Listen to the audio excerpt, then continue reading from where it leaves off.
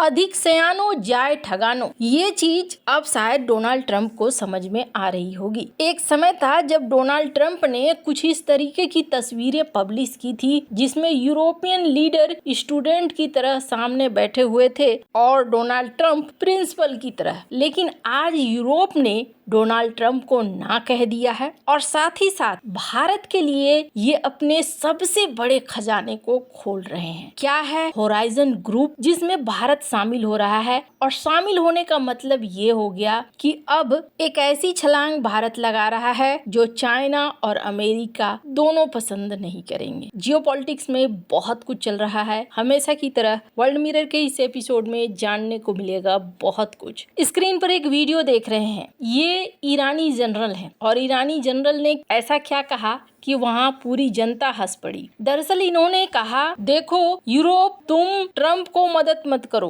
Trump ने तो तुम्हें धमकाया है और अब ट्रंप यूरोप को कह रहे हैं कि भैया मेरी मदद करो, मदद करो। ट्रंप ये भी कह रहे हैं कि अगर मदद नहीं किया तो तुम पर एक्शन ले लेंगे। तो अगर ग्रीनलैंड पर हमला करने के लिए ट्रंप आए ना तो हमें बताना, हम ट्रंप के खिलाफ खड़े होंगे। दरअसल हो क्या रहा है, ईरान युद्ध को जितना आसान समझा था अमेरिका ने, उतना आसान ये निकला नहीं। और इस युद्ध में अमेरिका ने ये भी आशा किया था कि पहले की तरह नाटो के सदस्य देश यहाँ पहुँचेंगे। लेकिन यूरोप से अब खुलकर आवाज आनी शुरू हो गई है और कई यूरोपीय देश सीधे सीधे कह रहे हैं, जैसे कि स्क्रीन पर इस आर्टिकल को देखिए, यहाँ पर यूरोपीय देश कह रहे हैं कि हम अमेरिका की लड़ाई नहीं लड़ेंगे, अमेरिका अपनी लड़ाई खुद लड़े। और इस वजह से डोनाल्ड ट्रंप बुरी तरीके से गुस्साए भी हैं कि आखिरकार यूरोप के अंदर इतनी ताकत कहाँ से आ गई कि यूरोप हमारे खिलाफ ये बातें कह रहा है। कुछ समय पहले नाटो के चीफ ने ये कहा था कि हम जरूर आएंगे,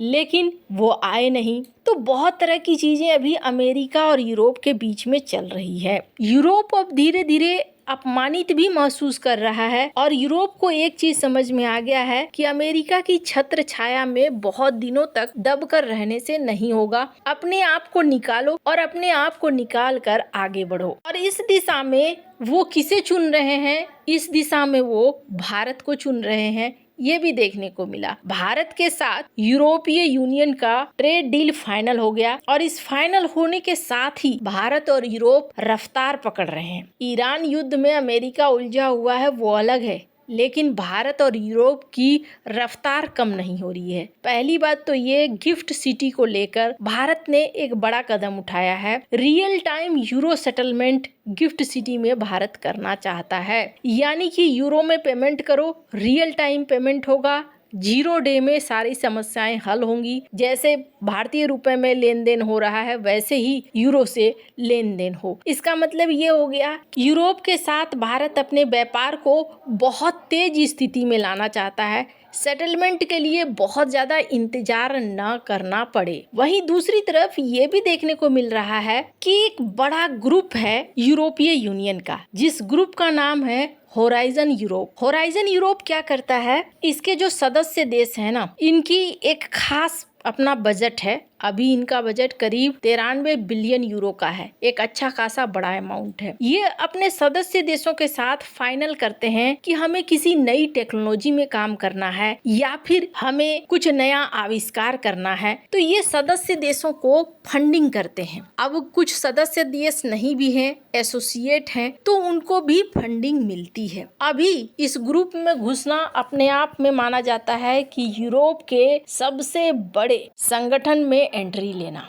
आप समझ सकते हैं जिस तरीके का बजट है, उस बजट से ही आपको अंदाजा लग रहा होगा कि ये ग्रुप कोई साधारण ग्रुप नहीं है। अब इसमें भारत को ऑफर दिया गया है कि आप आइए, सदस्य देश के तरह या फिर एसोसिएट के तरह इसको ज्वाइन कीजिए। अपने आप में ये बहुत ही ज्यादा खास है। इसलिए खास है क्योंकि इस ग्रुप को ज्वाइन करने का मतलब ये हो गया कि भारत को भी अब फंडिंग मिलेगी, भारत भी इसका इस्तेमाल कर सकता है। यूरोप बहुत ही क्लोज देश को ही इसके अंदर आने देता है और ये सोच समझकर कि हाँ, इनके साथ हमारा भविष्य है। अभी एक चीज हुई, यूरोप के तरफ से फिनलैंड के प्रेसिडेंट ने एक बयान जारी किया था और कहा था कि ईरान की समस्या का हल निकालना है तो भारत को बुलाओ और भारत से ईरान, इजराइल अमेरिका के इस लड़ाई को रुकवाओ। भारत ऐसा कर सकता है। इस पर क्या हुआ, एक पैनल की बैठक हो रही थी जिसमें हामिद मीर भी थे, पाकिस्तान के पैनल की। तो वहाँ पे चर्चा हो रही थी, तो वहाँ उन्होंने कहा कि भारत को क्यों बुलाया, भारत का क्या लेना देना है। तो आंसर ये आया कि भारत का कद अब काफी बढ़ चुका है। भारत को लेकर अगर आप सोच रहे हैं कि भारत एक शक्ति नहीं, साधारण शक्ति है, नहीं, अब भारत एक महाशक्ति में गिना जा रहा है और यूरोप अब अमेरिका नहीं भारत के साथ मिलकर खड़ा है। कैसे? स्क्रीन पर एक आर्टिकल देखिए। भारत और फ्रांस, ये वेस्ट एशिया में जो ईरान का टेंशन चल रहा है, इस टेंशन को खत्म करने के लिए दोनों साथ मिलकर काम कर रहे हैं, कोशिश कर रहे हैं कि हल निकाला जाए। यानी यूरोप कहीं न कहीं भारत के साथ खड़ा है कि क्या करना है आगे, आप ही समझाओ, किस तरीके से हम शांति की तरफ बढ़ सकते हैं, किस तरीके से हम आगे विकास कर सकते हैं। और सबसे बड़ी चीज ये देखने को मिली है कि यूरोपीय यूनियन और भारत के डील से अगर कोई बहुत ज्यादा परेशान है तो वो परेशान कौन है? वो परेशान है तुर्की। और तुर्की ने अब यूरोपीय यूनियन के सामने ऐसी शर्तें रखनी शुरू कर दी है जिन शर्तों को सुनकर एक बार को लगेगा कि तुर्की जो मांग रहा है